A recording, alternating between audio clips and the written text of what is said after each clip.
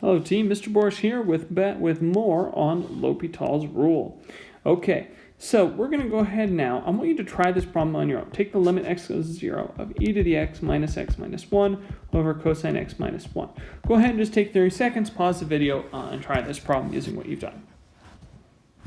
Okay, so first off, you did the top, you did the bottom, hopefully, obviously. So you use Lhopitals rule, right? We're a good little boy, we see our girl. We take a look at the fraction. Limit x goes to 0 of e to the x minus 1. You get e to 0 minus 1, which is 0. On the bottom, you take the limit x goes to 0, and you get cosine 0 minus 1, which is also 0. Great. And then you went ahead and used Lhopitals rule. So this is equal to the limit x goes to 0 up. Derivative on top is e to the x. Derivative of x is 1. Derivative on bottom is negative sine of x. But at this point, you may have gotten a little fuzzy feeling, because look what happens here.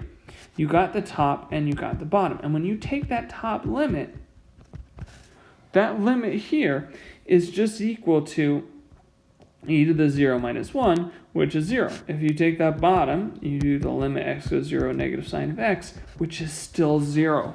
What do we do? Oh my gosh, did someone call 911? Because I think we have to go to Lhopitals again. OMG, very exciting. So we're going to do Lhopitals rule a second time on this little dude right here. Okay, so as we do that, we're going to get into, so the derivative on top is going to be, of course, is e to the x minus 0. Derivative on bottom will just be negative cosine x. And now you'll see, if I just plug in, I just have e to the 0 over negative cosine of 0, which is 1 over minus 1, which is negative 1. Okay, so that's how you would address these problems and approach them. So you might have to do Lhopitals rule more than once. You might have to do it twice. If you're really lucky, I might even let you do it 3 times. So let's go ahead and look at a few other examples here where we might have to use Lhopitals rule multiple times. So let's say we go ahead and take a limit x goes to infinity of 8x cubed plus 7x plus 1 over 3x cubed minus x minus 4. Okay, now, if you remember back from the start of the semester, you should know, same power on top and bottom going to infinity, it's going to be 8/3. But let me show you can get that same result using Lhopitals rule if you forgot that method. So you can just say, if we take a limit there, x goes to infinity, of 8x cubed plus 7x plus 1, it should be abundantly obvious that's infinite. And the same with the bottom, right? You got a 3x cubed minus x minus 4. Obviously, infinity cubed is bigger than infinity is infinity. Okay, so you do Lhopitals rule. So that's the limit x goes to infinity. On top, you have 24x squared plus 7. On bottom, you have a 9x squared minus 1.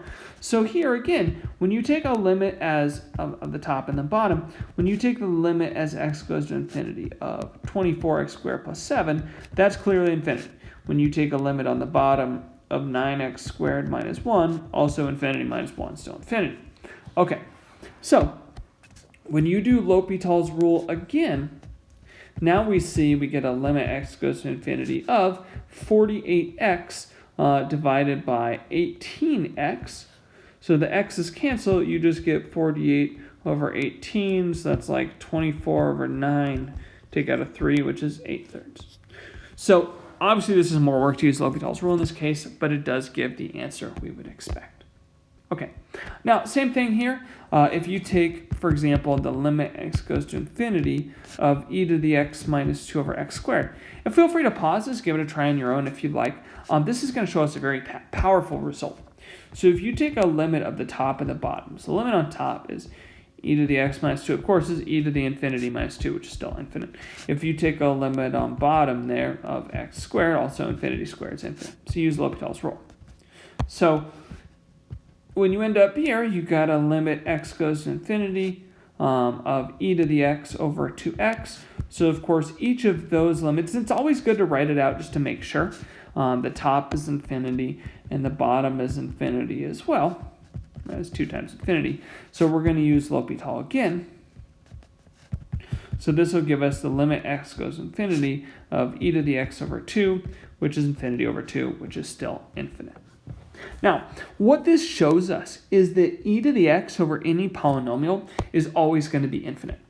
Because no matter what happens, when you keep taking derivatives on top, you're still going to get e to the x. But eventually, the bottom is going to go off to 0. or it's going to go to some constant, more accurately. So eventually, you're going to get to a point where you have infinity over constant, which is going to be infinite. So e to the x over any polynomial as you go to infinity is equal to infinity. Now, the cool thing about that, of course, it shows you as you get to large numbers, e to the x is always bigger than a polynomial, which I think is kind of cool.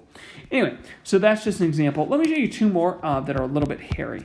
So let's say we take a limit x goes to infinity. This was an AP question a couple years ago. Natural log of x cubed plus 4 divided by 2x. Okay, so we do the top, we do the bottom. The top here, we take a limit x goes to infinity of natural log of x cubed plus 4. So we're going to get ln of infinity, which is infinite. Right, e to the infinite power is still infinity, so that's how that works. On the bottom, if you take a limit x goes to infinity of 2x, you're just going to get 2 times infinity, which is, of course, still infinity.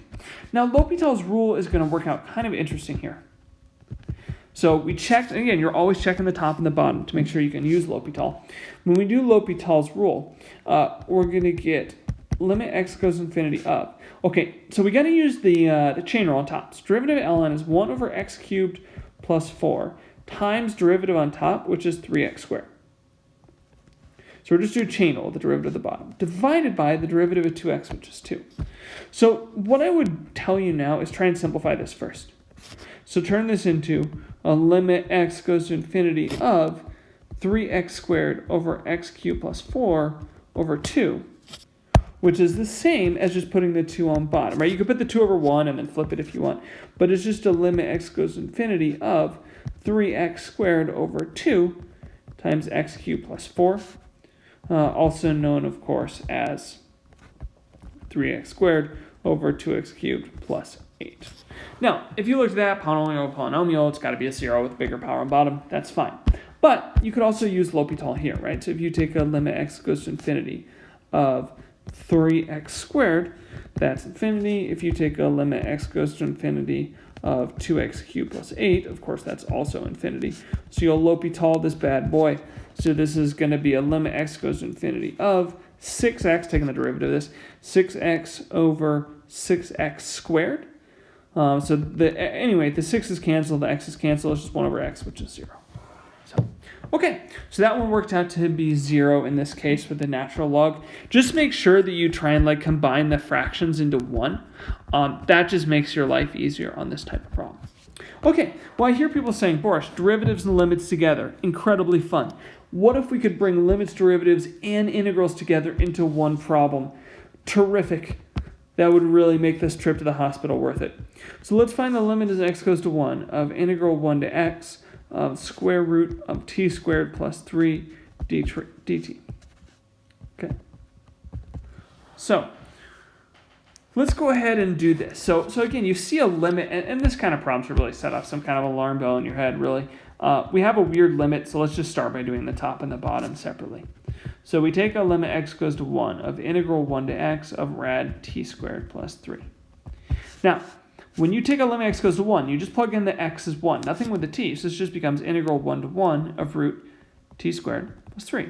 Now, all the cool kids know the integral 1 to 1 of anything is 0, right? If you have the same bound on top and bottom, limit 0. On the bottom, if you take limit x goes to 1 of x cubed minus 1, you get 1 minus 1, which is also 0. So let's use L'Hopital's rule. Now, with L'Hopital's rule, as we go ahead and say, let's take a limit x goes to 1, well, the derivative on top, so if you take the derivative, so my top derivative, if you take the derivative, integral 1 to x of root t squared plus 3, what's going on here? Well, the derivative and the integral cancel, right? The x in your bounds, the derivative and the integral cancel, so we're just left with a root x squared plus 3. The derivative and integral cancel, you plug in the x. On the bottom, of course, the derivative on bottom there is just 3x squared. And now you're free to plug in. So when you just plug in the 1 here, we just get square root of 4 over 3 times 1, which is 2/3. Okay, so notice how you're still using L'Hopital's rule. The only trick here was that you had to find the derivative of the top. We had to use the fundamental theorem to cancel the top and the bottom. But we're still using L'Hopital's by finding the top and bottom limits separately. Okay, so that's our good friend L'Hopital. I hope you guys have enjoyed this lesson. I think it's a pretty cool trick, and I'll see you guys in class. Thanks.